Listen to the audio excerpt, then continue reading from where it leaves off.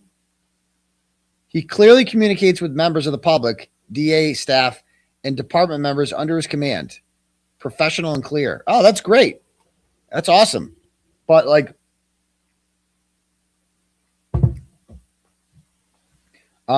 even though he can't speak English and he doesn't know what words mean, that's great that he can communicate effectively.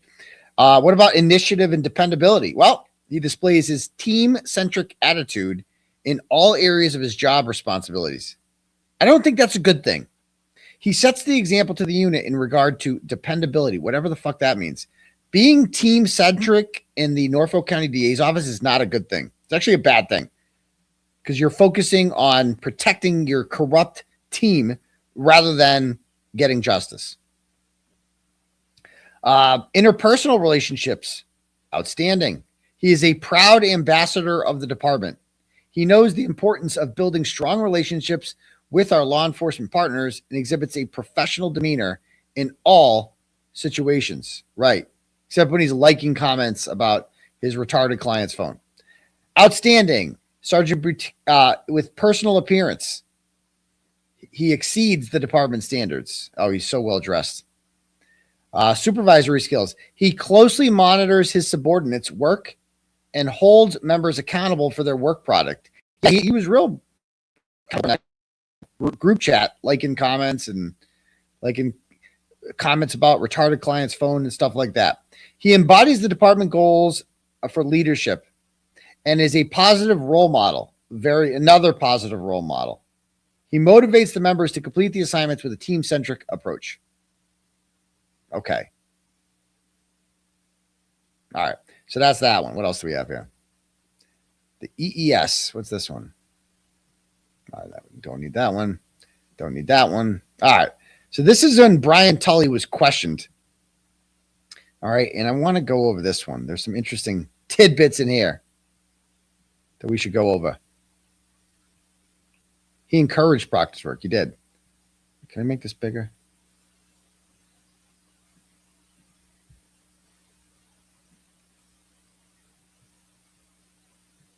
All right.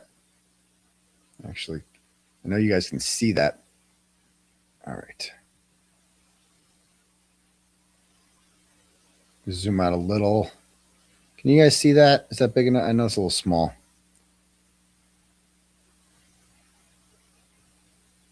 All right. All right. Do you recall who was assigned to the unit? Zoom in a little more. To the unit on January 29th, 2022, which was the date of the death of the investigation of Mr. O'Keefe. Yes. Who was assigned to the unit? Fanning, 𝗀𝗂𝗄𝗆, and all these other guys. How about this one? Oh, the narcotics side, there was Sergeant Pantanzalos. That would be Keith Pantanzalos, KP. You guys remember the audio transmission of me being arrested right beforehand? And they're like, hey, KP was here the day before and told us the bus gets here at this time. And we all know that's Kate Peter. It's got to be her. Crusty panties. But as luck would have it, they have a guy with the initials KP. I don't believe for a second. Does anyone believe for a second that some guy from the narcotics division of the state police unit came all the way to Holden to monitor what time my kids get on the bus? Does anyone believe that? What a coincidence. Does anyone believe that some detective from the narcotics unit came all the way to Holden to see what time my kid's on the bus? I got to do it. I don't believe that. I don't believe that at all. But okay, it was crusty. Let's be real. All right. He's got all these other units, blah, blah, blah. Okay, Trooper Proctor came in 2018. All right, so you became Detective Lieutenant in 2021.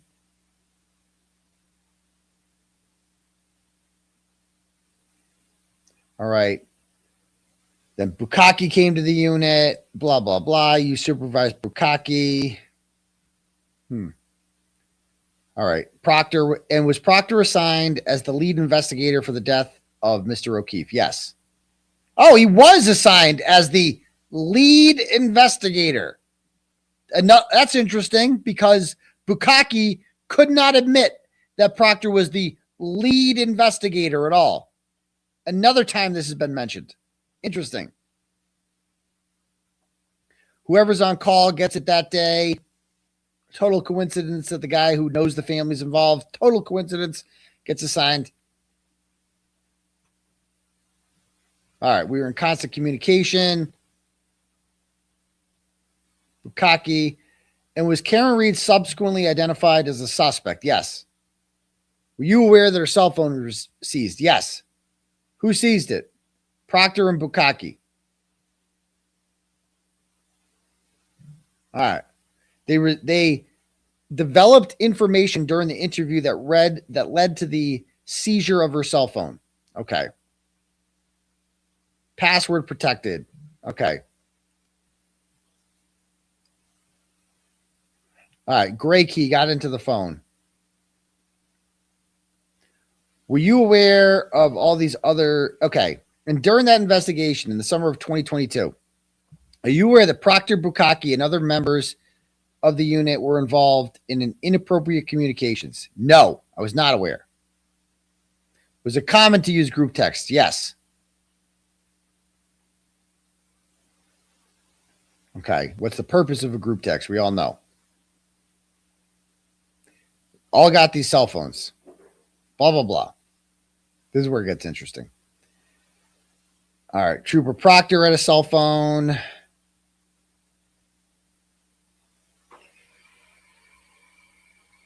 Upgrades. Trooper Proctor was recently relieved of his duty. Is that accurate? Yes. He turned in his cell phone, correct? Yeah.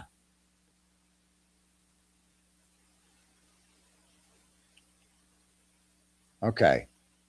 Harold Wong, all right, is the new IT director. All right.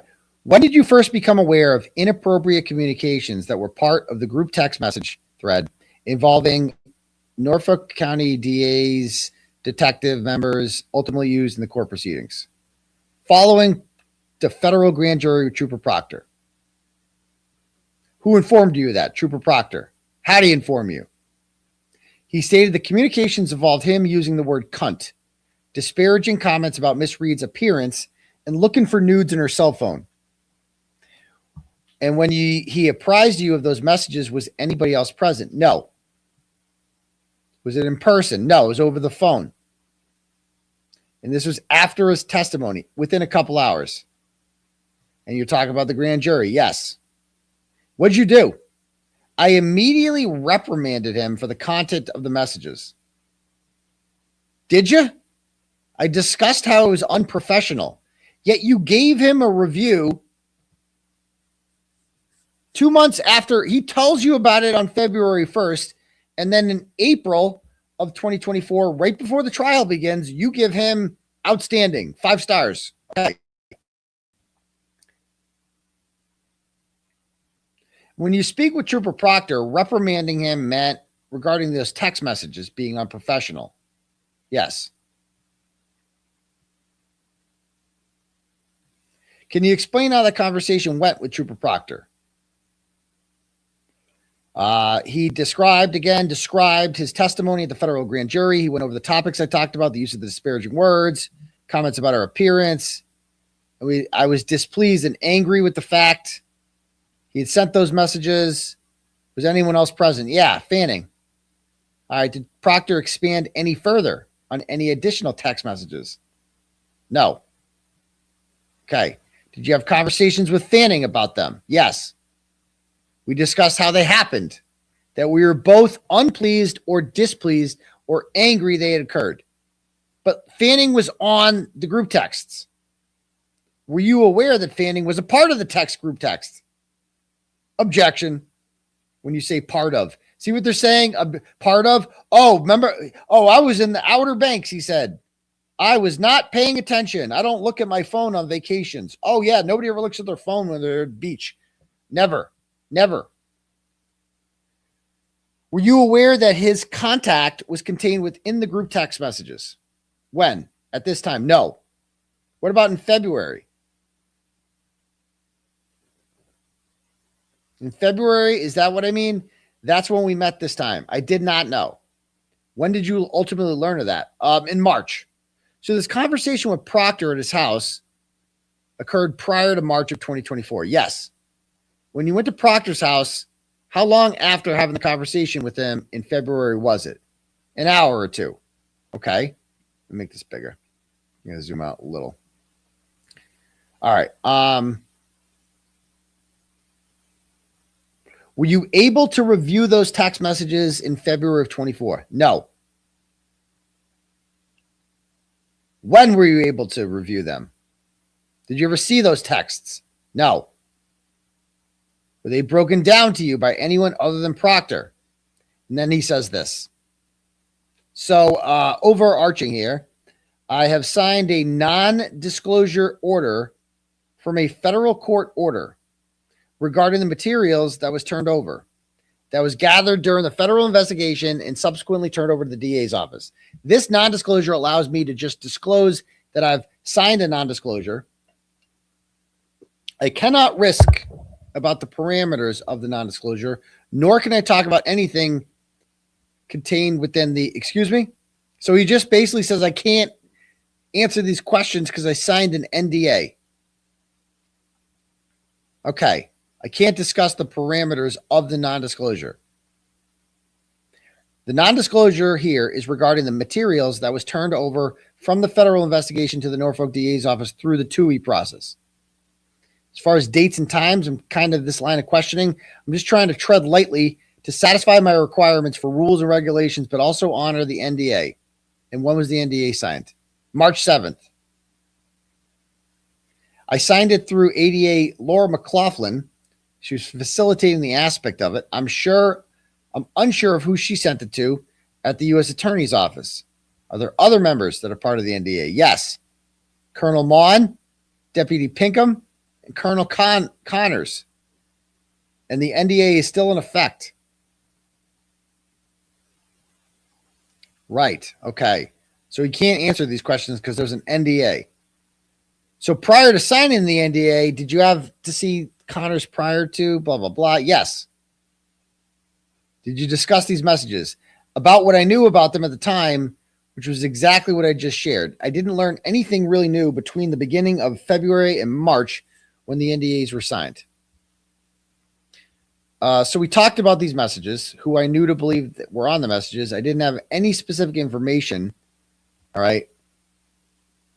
In order to decipher who was on these messages, will you provide a copy of them? No. Okay.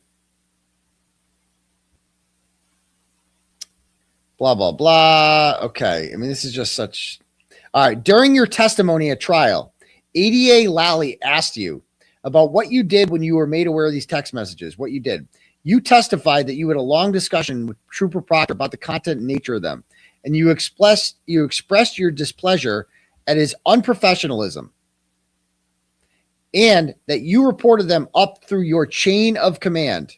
All of that is accurate. Yes. And when further asked, was he admonished in any way? You said that he was by you. Yes. Is there anything further as far as admonishing him beyond having that conversation? Yeah. What does that mean? He's been relieved of duty and suspended without pay currently. Yeah, but not by you. He's taking credit for that. This motherfucker is taking credit for Michael Proctor being punished. He's not the one who punished him. He didn't do shit. He admonished him. Bad Proctor. Shouldn't do that. He didn't do shit. You take any other action? I reported it up the chain of command. Oh, okay. Did you have any discussion with Buchanan about his texts? No. Were you aware? After I signed the DNA, you mean NDA, I became aware of who was on the messages, but I was precluded from discussing that at the time because of my restrictions. Were you aware of the NDA, of what the content of the messages were? I was read summaries. Okay. You didn't review them. Okay. And that includes Proctor's texts. Yep. Just clarifying, a little confusing, blah, blah, blah. Okay. I'm aware of a response, a single response. How about this? And what was that about 𝗀𝗂𝗄𝗃? A like to a comment of Trooper Proctor beginning to digest the data of Miss Reed's phone. No nude so far. Okay, but do you have any discussion with Fanning about them? No. I was precluded by doing that by the NDA. Right. When did you learn Fanning was part of that group? When I was read in by law by ADA McLaughlin in March of 2024. Did you talk to any of the other members in the thread? No, I couldn't because of the NDA, blah, blah, blah. Right. It's not Tully's fault. He's got an excuse for everything. Did you write a negative EES or make note of Sergeant Buchanan regarding his text message response to Proctor's inappropriate text messages? No. And let me go a little further. Or his failure to take corrective action as a supervisor? No, I couldn't because of the NDA. Oh, right. So basically, I couldn't give them a negative review because I signed an NDA. It's not my fault. It's the NDA's fault. Right. Were you aware of whether Trooper Proctor or any other Norfolk members had inappropriate text messages in other investigations? I'm not aware of any. Were you aware or did you ever authorize Trooper Proctor to go out with a Canton police officer, Kevin Albert, for alcoholic drinks while driving his issued department cruiser? No. Okay. It is never customary to do that.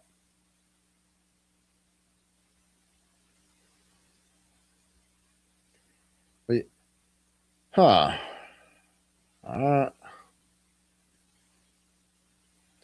So this is talking about you're supposed to turn your thing on your car to let people know where you are when you're doing overtime work. He's like, no, you're not required to do that. So they're just required to turn it back on when they're several minutes away from their homes. Yes. Okay. I want to show you Trooper Proctor's latest eval report from April 1st. So this is what he's going to get in trouble for. Does this look familiar to you? Yes. Can we just see it for a second? Yes. So regarding the latest eval, did you serve as a reviewer? Yes. For 𝗀𝗂𝗄𝗃, yes.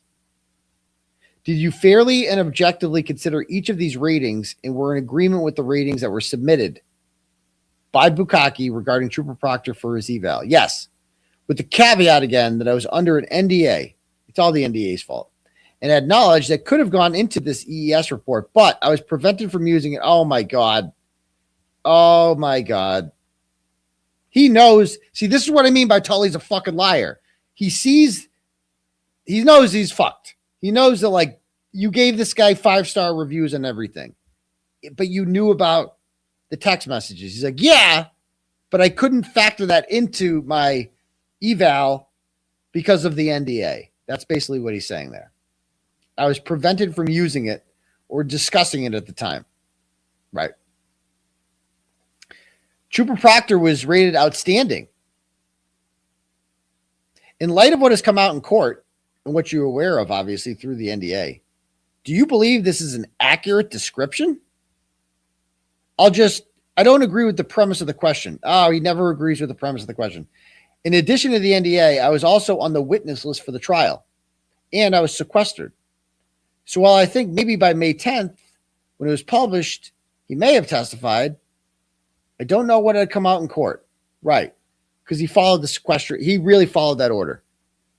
So I don't know what was occurring that courtroom at the time. Given those two caveats, that is why I approve of the 5.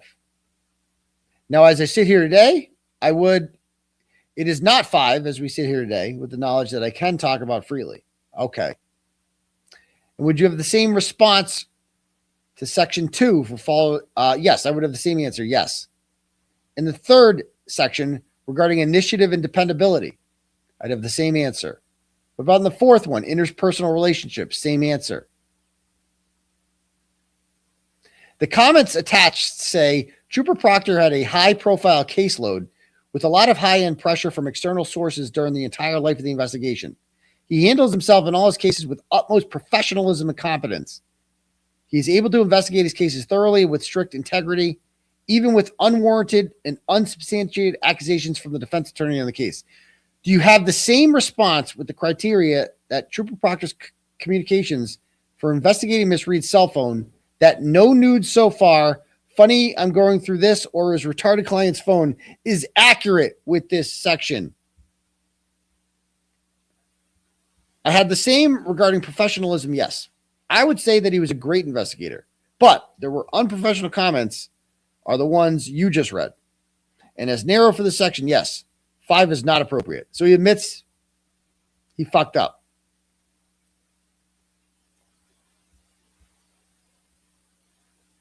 All right. Anyway, same thing with Bukkake. You guys get the point here. Okay. So next one. What is this? This is 44 more shit. Oh, great. Is this what we just read?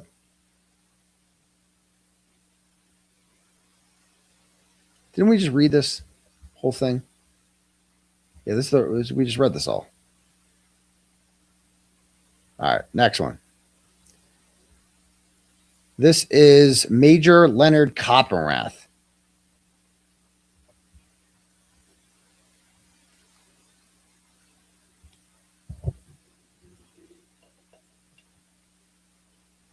Who's been with the state police since 1986. Okay. During that investigation in the summer of 2022, were you aware that Trooper Proctor and all these people were in a group text? No.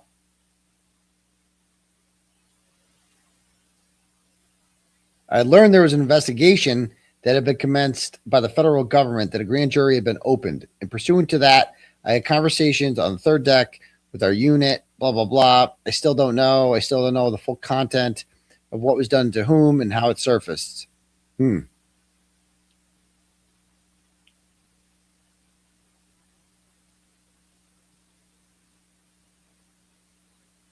Okay. Were you aware of an NDA for members that were bound by any disclosure, non-disclosure agreements other than just regular, keeping the grand jury intact? No. Okay.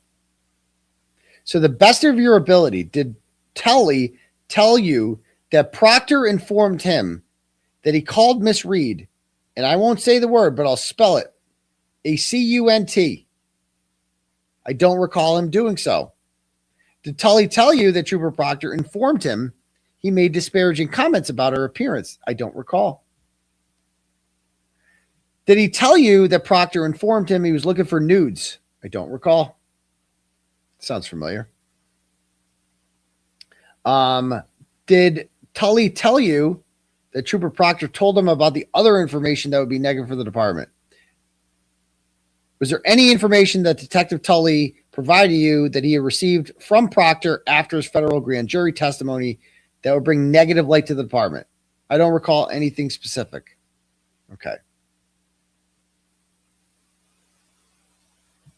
All right, we got the point here. Anything else here? Is anything new? How many more documents are there? I want to get to this one. What's this? Play on chat. So these are the findings, I think.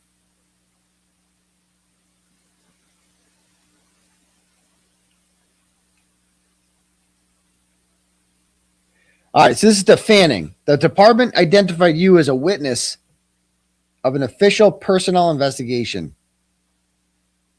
after allegations that Tully potentially failed to take corrective action concerning inappropriate text messages between members of the department. Prior to having a conversation with you, I must advise you of your rights Okay. So he's witnessing that. How many more are there?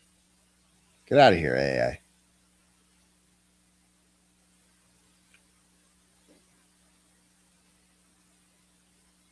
All right, skip that one. More grand jury shit. Fanning. All right, I don't want to go over all this. Hold on. I'm looking for the good shit, dude. Facts of the case. Is this the determination here? How it ends? I want to see the end.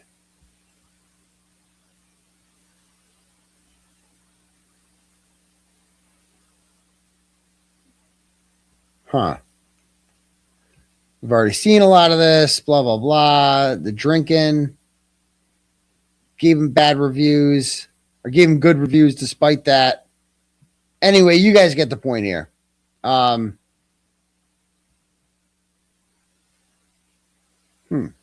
Just want to see this real quick.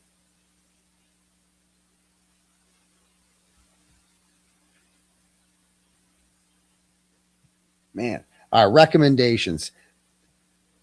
After a review of all information contained within this report, I respectfully request this case be closed with the following findings. Regarding the allegation that on February 1st, Tully did not properly document the negative performance of Proctor. Sustained. Ooh. What about when on May 10th, Tully failed to properly evaluate Proctor despite evidence to the contrary of a negative performance? Sustained. What about on May 6th? He didn't properly document 𝗀𝗂𝗄 in his report. Sustained. Sustained. What about with Fanning being on that text chain? Not sustained. So Fanning got away with it because he was, I'd have to read his whole interview. I haven't read his yet. I don't want to get to his. It'll be here all night if we read that. But it sounds like, so Fanning's stuff was not sustained, but the others were. There was one sustained with Fanning regarding the allegations that on various dates, Tully failed to supervise. Okay. Inappropriate messages. So it's all just about the inappropriate messages. That was all sustained. What's this one? You read this one, didn't we? Or you read the one? All right, cool. All right, so there we go. That's it. That's it. All right, let me read some turtle chats here before we call it a night. All right, let's see what we got. Let's get the conversation going.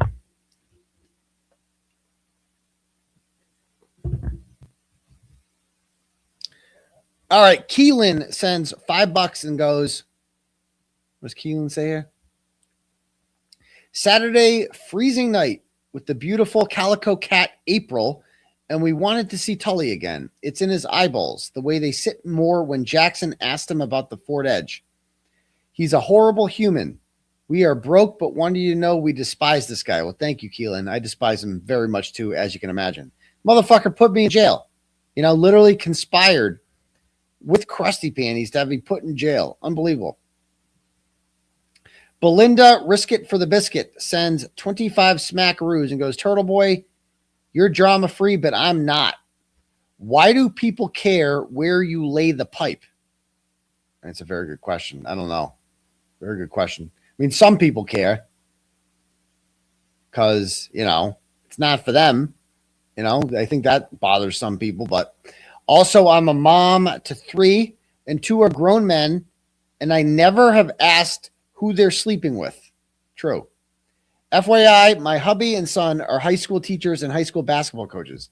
I am a retired government manager, and Tully should have been demoted due to failure to supervise due to inappropriate and unprofessional conduct. He was demoted. He is no longer Detective Lieutenant Tully. He is just Lieutenant Tully now, I guess.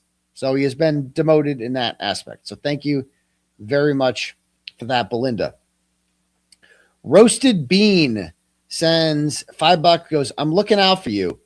The Mrs. Proctor rant had you hanging on tight to that drama-free wagon. Be careful. We want you. Oh, to be very clear, I don't think you understand what drama-free is. Drama-free does not apply to people who believe Karen Reed's guilty. It doesn't apply to them. I am not drama-free when it comes to them. No one should be. No one should be, especially to people who cover up the murder of John O'Keefe. Absolutely not. I will never be drama-free in regards to them. I don't think that only pertains to other people within the Free Karen Reed community, to be very clear. So thank you. Aaron sends $25, goes, "Hi, Turtle, and thanks for the shout out, Emily C. I want to clarify that I think LTL did his own FOIA. I did my own and chose to get them out to the people. Best of luck this week. I'll be rooting for you." Last thing. I also head coached a great 4th grade basketball game today. Unfortunately, we lost by 2. Oof, close one. In the end, go Pats. Thank you very much. Yeah, I feel you on that one. Turkey, meth, and gold chains sends $10 and goes, "I just want to say how much I appreciate your consistency in fighting for what you believe. In a world of political hypocrisy, you never stray from fighting for the First Amendment. You don't have to like the person or even agree with what they say to defend their right to say it. I appreciate you so much. It shouldn't be a rare phenomenon, but it is. Free Turtle Boy." Thank you so much, Turkey, Meth, and Gold Chains. That means a lot to me. I never thought I'd be thanking somebody called Turkey, Meth, and Gold Chains, but here we are. So thank you very much for that, sir or madam. Aaron sends $5, goes, "Aaron with the FOIA docs again." Oh, is this you? You got to read Fanning's interview. It's the best one of all, I think. He talks a lot and over-explains. All right, let's go read that one. Should we go read that one? Let's read that one. We got to read the Fanning interview. All right, let's go do it. Aaron is the one who did this for you. All right, let's go read the Fanning one. Let's do it. I think we need to.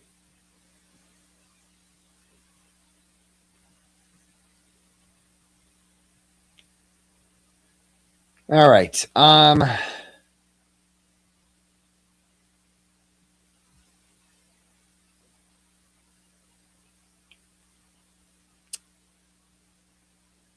right. He's been there for a long time. Trooper Garino, blah, blah, blah. Let's get to the good stuff. Have you worked with Tully? Yep. Troopers. I'd like to direct your attention to the state DA's office. John O'Keefe's death. Karen Reed was identified. Was Proctor assigned to the case? Yep. Yep. He spoke in front of the grand jury. I was aware before his testimony that he had to go to the federal grand jury. All right. That they were subpoenaed to go there. On February 1st, after Proctor testified in front of the grand jury, did you have an opportunity to speak with him? I spoke with 𝗀𝗂𝗄 because it was my understanding, it was their understanding that they were each going to testify at the federal grand jury for 2 hours. But Trooper Proctor was going to go first. I contacted 𝗀𝗂𝗄 to see if he had concluded his testimony, and he stated Proctor was still testifying. So he was there all day. He expected to go 2 hours. He was there the entire day. I was concerned for Trooper Proctor, really concerned about his well-being, because he had thoughts that he was going to be in there for 2 hours, but it turned into 6.5 hours. At some point, I talked to Tully and told him we should go to Trooper Proctor's house and check in on him. We also were aware that his wife was away. Trooper Proctor was under extreme amount of stress at that time with everything going on. I wanted to check on his well-being. I was really concerned about his well-being. So it wasn't so much the content of the testimony, making sure he didn't off himself, basically. I don't recall where I went that day. You were out drinking. We got pictures of you. I did learn that Proctor was still in there the majority of the day. That picture of those three guys at the bar now makes so much more sense, doesn't it? They were all just sitting there, and Proctor was in the grand jury testifying away. This is February 1st. Actually, there was a grand jury with me and Gatuni on that day as well. Were you at the office at some point?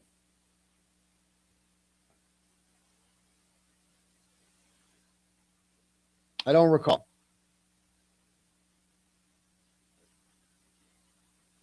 Did Tully inform you of the information?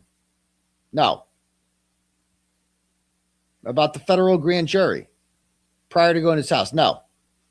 We got there at the same time. Got there at 7 o'clock. 8 o'clock sounds right. And when you're talking to Trooper Proctor, does Trooper Proctor explain or describe some of the testimony he provided? I don't recall us getting into much content. The feeling that I had was it still remains that way, is that the federal grand jury's secret. So I didn't really want to get into the details with Mike. I let him talk, you know. We came in, how you doing? Are you okay? Did he speak about his testimony? He did speak about his testimony. It was all personal texts. You know, right from the beginning through 6.5 hours were pretty much about his text messages. I don't recall specific detail of things that were brought up about the Karen Reed trial, but he didn't get into specifics about the texts. He did state that his lawyer said there could be some issues with the job on some of the things that were brought up, meaning, you know, investigations, personnel investigations, blah, blah, blah. Trooper Proctor told him that. Did he indicate that he called Miss Reed a cunt? No.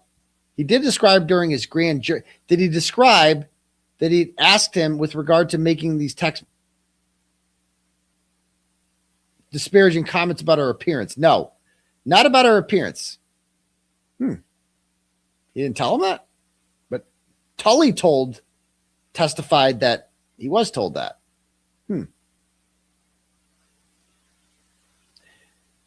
The feeling I had was that he had made disparaging comments about Miss Reed. So he just had a feeling about them.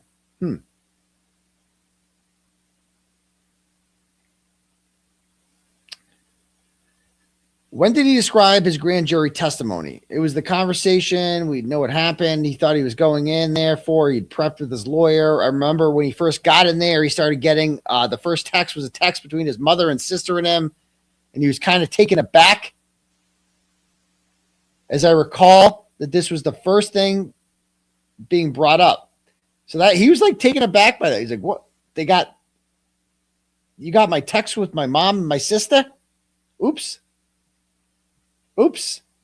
How'd they get that? He's like, I'm fucked. That's when he knew he was fucked. All right. He said it was likely going to come out.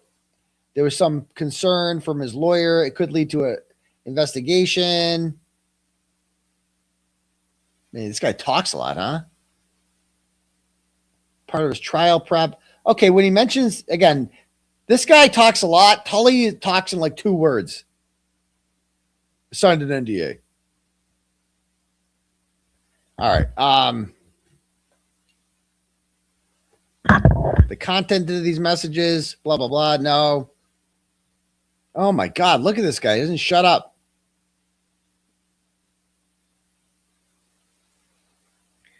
He says so much, but says so little.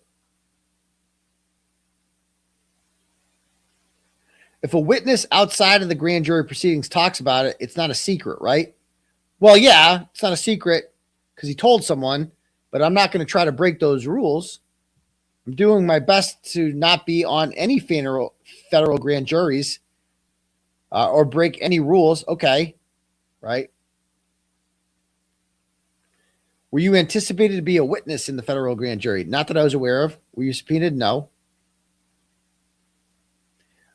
Were you aware of a non-disclosure agreement that came later? Yes. Were you part of that? I did not. I didn't sign it. Detective Tully was. Okay.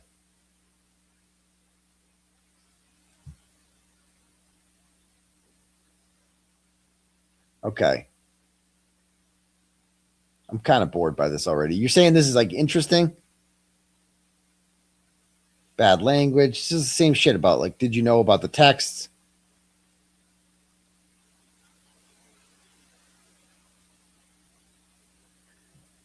Okay, no, we're not. All right. I think there's a couple different issues. The first I learned of the counseling was when Detective Lieutenant Tully testified.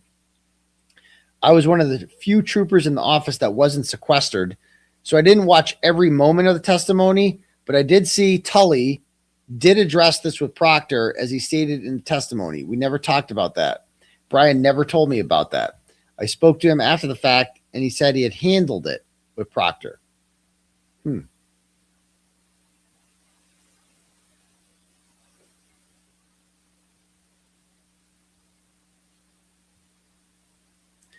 He did sign an NDA. He was sequestered. This is boring. What does this say? He was going to get, grilled on the stand about the commentary. Yeah.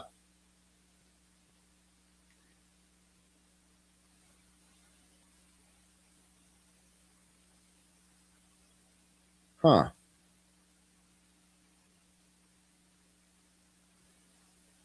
Anyway, I'm bored with this already. I'm like, I see, this is like a difference between me and Melanie Little. Melanie Little loves going through court documents. And by the way, you're going to see the trolls are running with this. They found, of course, our old friend, our old pal there, 5150, is leaking messages trying to like divide me and Melanie Little. And it's not going to happen. It's just not going to happen. The worst thing that she could find that she shared that I said about Melanie Little, like one time, was like, I can't listen to Melanie. And I've been open about that before. I don't have the brain, and like the ADHD does not allow me to sit there and just read documents on YouTube shows. I can't do it. Even me reading this shit right now gives me a headache. You know what I mean? And like one time during a Melanie likes going through court documents. It's her thing, right? And a lot of people like that. There's a big market for that. And so, they like going through that. And like one time I was like, oh, I'm almost there. Okay, I'll go right back to it. But like, I'm just explaining this. I just need a break from the reading. I can't do the reading. I can't do it. You know what I mean? I can't sit through a YouTube presentation where we just read it.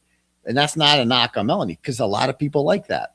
There's a market for that, clearly, because she gets a lot of fucking viewers. She kills it, And like these idiots are out here sharing that text message between me and my former scorned ex-girlfriend, and are just like, well, he doesn't like Melanie now. It's like, that's the best you can find, bro. I love Melanie. Okay. I can't. It's like, but I'm just not, the document reading is not for me. It's for a lot of people. It's not for me. I just get bored. I don't have the attention span for it. You know what I mean? It's just not how I'm built. But Aaron says there's something good here. Oh, here we go. Trooper Proctor was under extreme amount of stress. That doesn't change the things that he had said about Miss Reed, but there was an extreme amount of stress in the office. His family was being harassed, and all the people around him were being harassed. I can't emphasize enough that we went there. We were really going there for his well-being, because his wife wasn't home. I didn't feel it was my place to kind of grill Proctor and prod and asked what they asked him, if they ever called as a witness or something later. I think that could be problematic. And I do think he specifically was bound by the NDA.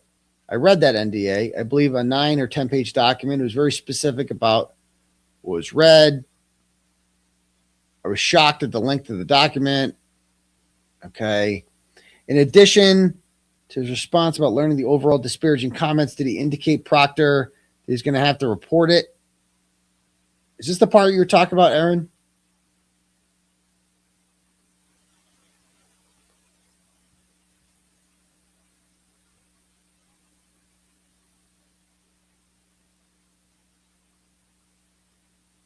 Okay.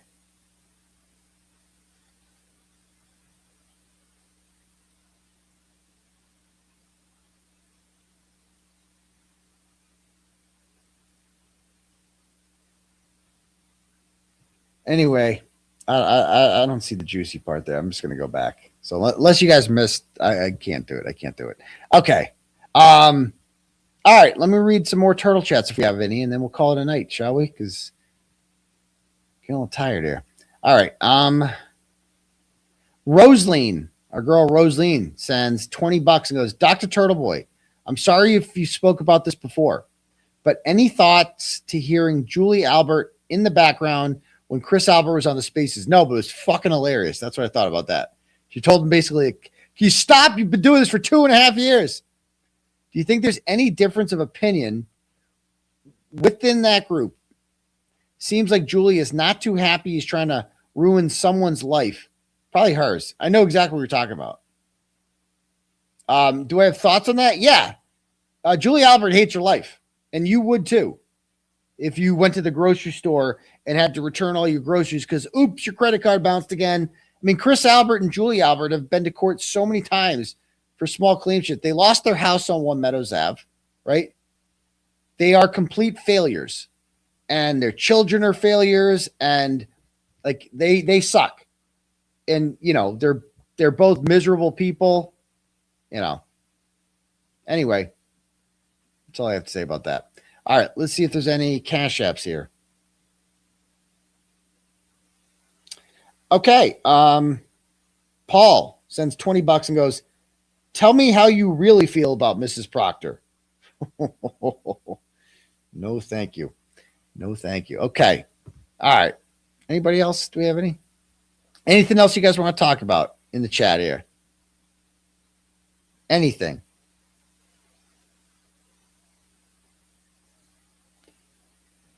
I mean, that's what it comes down to. Nobody cares. This has been going on for like 2 months now. Like, nobody cares. Really, nobody cares. In case you guys can't see, I had a pretty big movie announcement, documentary announcement. No one's going anywhere. Jess Machado said it best on one of her YouTube presentations earlier in the week. She's like, we don't care. Unless, like, you have evidence that, like, Turtleboy is, like, diddling kids or something really bad like that. We don't care. Nobody cares. Okay? That's not what anyone's here for.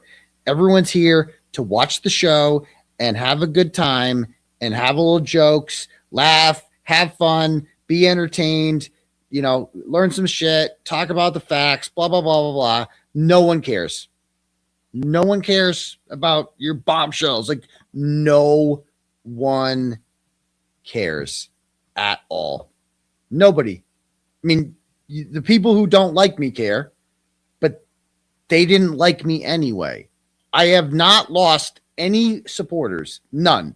Literally none. The more shit drops. That's it. And people are bored with it. It's like, oh, cool. More screenshots. We don't care. No one cares. No one cares. You know why no one cares? Because I'm fucking awesome. That's why nobody cares. Because I entertain people and I make people happy and we have a good time over here and we laugh and we learn shit and we make fun of Brian Tully and we have good, and nobody cares. And that's why I make people happy. That's it. And they make people miserable because they are miserable. And that's why people still want to watch me. That's why people still support me and come to my case. And that's it. That's it. So there's that. No one cares. Right, Kazi G? Nobody cares. What's my favorite movie? I don't know. I'd have to think. I like Snatch in more ways than one, but the movie Snatch, correct. What else do we have going on? Everyone keeps liking you more. Exactly. The harder they push on me, like the more you people like me, you know? Friday, I highly suggest using the commuter rail to anyone who go into court. Parking in Boston sucks. Exactly. I would too. Sucks. It's a morning one, huh? Any word on Paul O'Keefe? I don't know what you want to know.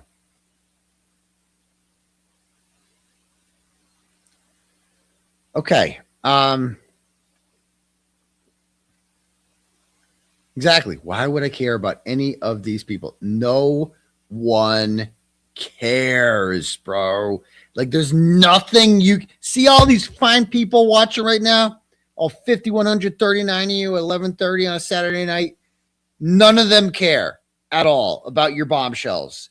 No one cares. No one. Your clan of retards might care.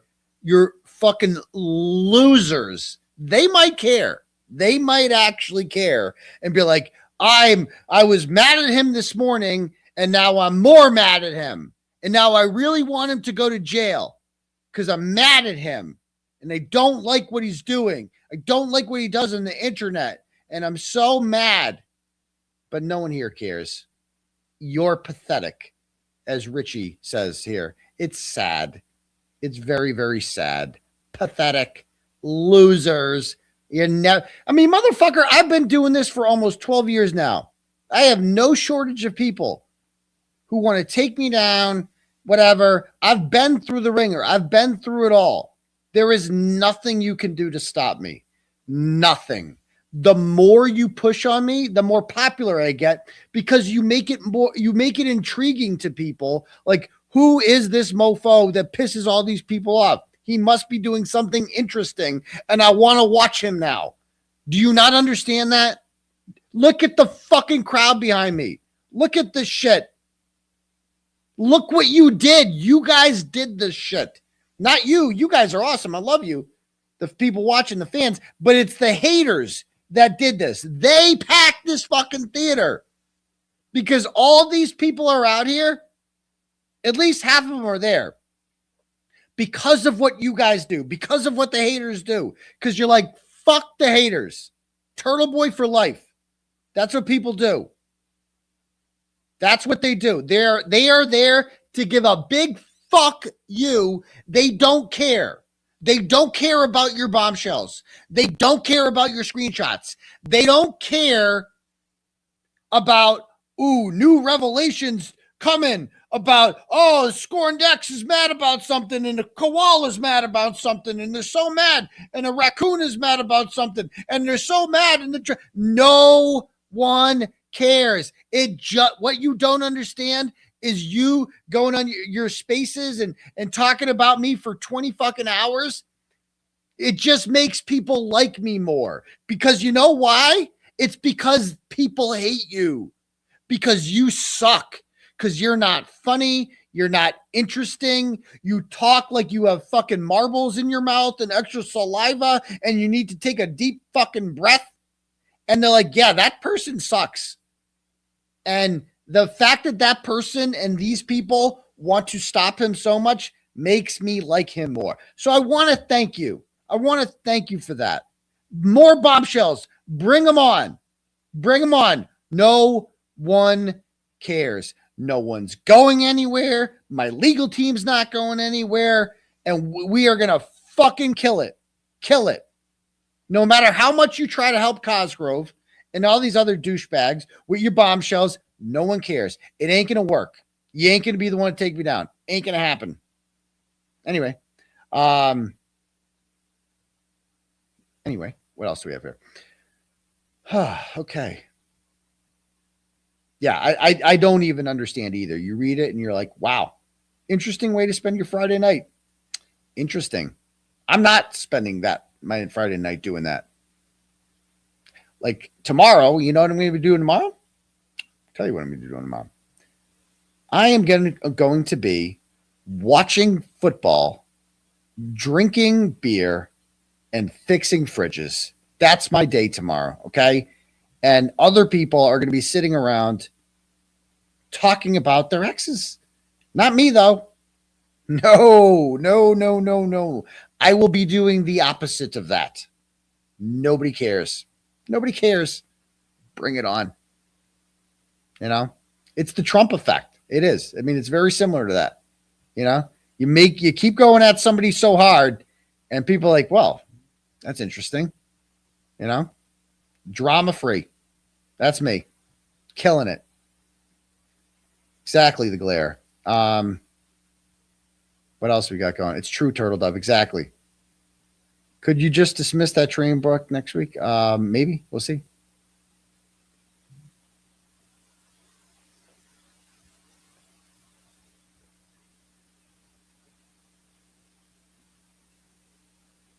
Which you mean you people. Not you, stupid people. Not you. Let's see. Clay's godmother says, when I met my hubs, he told me how awesome he is. 35 years later. Oh, congratulations. Very happy for you.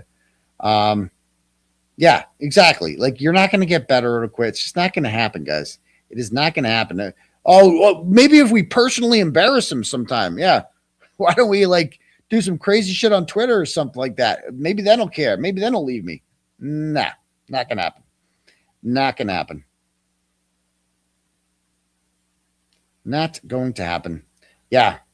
I didn't see Jimmy's Valid Truth Journey today. I'll have to check it out later.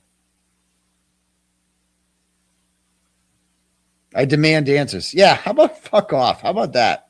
Go fuck yourself.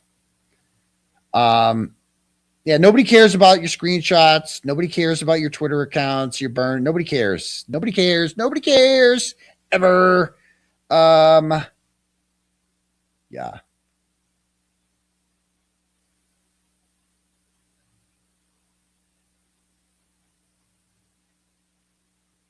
All right, what else do we get? Yeah, we don't care about people who have sensitive ears. Yeah, nobody cares.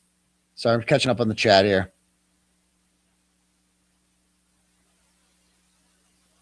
We've been here. Exactly.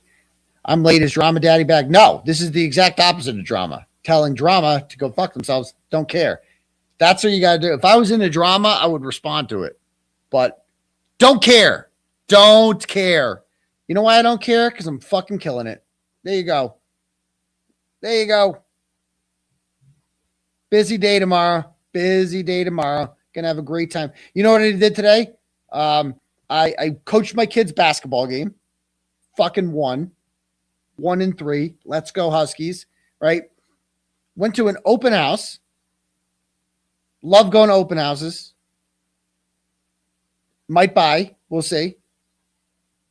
And then, what did I do after that? I went to my sister's house and had a lovely afternoon with my young nephew. Got him some presents with my kids and had a great time. Had a great time. That's what it's all about. That's my life. I have a lovely life. And then I have my show, Hear What You Find People. That's what I do. I have an awesome life. And I know you're mad because your life is going on Twitter and going on Spaces and talking about me and how bad I am. But I don't need to do that with you people because my life is fucking awesome. Like, actually, like not Crawford awesome, where you just go on and you talk about how awesome your life is, but you're not really happy. You're actually insecure. I'm actually very happy. So there's that. All right. Anyway, what else do we have here? I don't care, Bear. We needed this rant. We did need this rant. Exactly. You know. Thanks for the content, dummies. Exactly. My guy Will there. All right. I think I had one. Somebody said they sent one more turtle chat. I'll read this. And then we got to call it a night soon. I got a stove that needs a little fixing. Neck pillows at 39,000 feet. Yeah. Drama triggered. I'm going to go to the current time. Yeah. Get that fridge fixed, darling. You're way overdue. Get it done. Get it done. All right. Anything else? We don't care. That's the thing. You guys, we don't care, do we, guys? We just don't care. Yeah. Be happy. Exactly. That's it.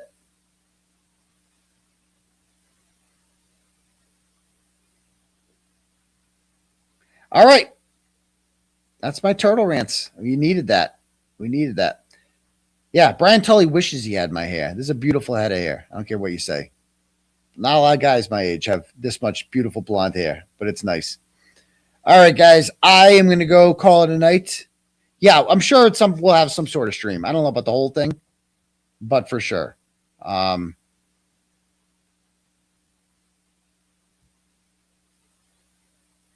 right.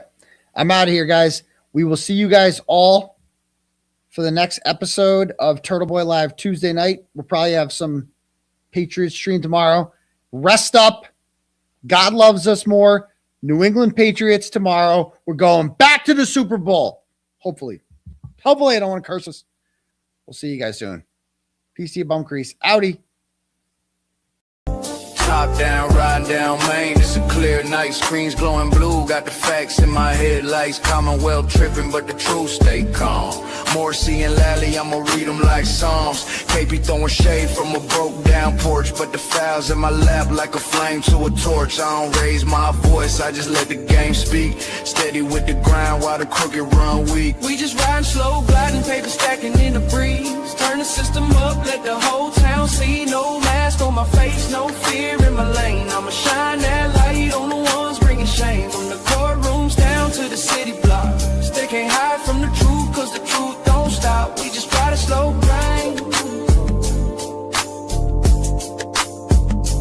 Midnight oil burning, pen hit the pad slow. Every word cut clean like the rims on the 𝗬𝗂𝗄𝗎. From Boston to Brockton, the whispers all hum. Turtleboys riding in the reckoning gon' come. Lally in the back room, 𝗺𝗍𝗄 on the phone. Trying to twist the narrative, but they can't postpone. I'm just sipping on the facts while the city play pretend. True, got no curfew, I'ma run it to the end. See, this ain't about fame, this about that long game. You can duck, you can weave, but the truth still call your name. We just riding slow, gliding, paper stacking in the breeze. Turn the system up, let the whole town see. No mask on my face, no fear in my lane. I'ma shine that light on the ones bringing shame. From the courtrooms down to the city.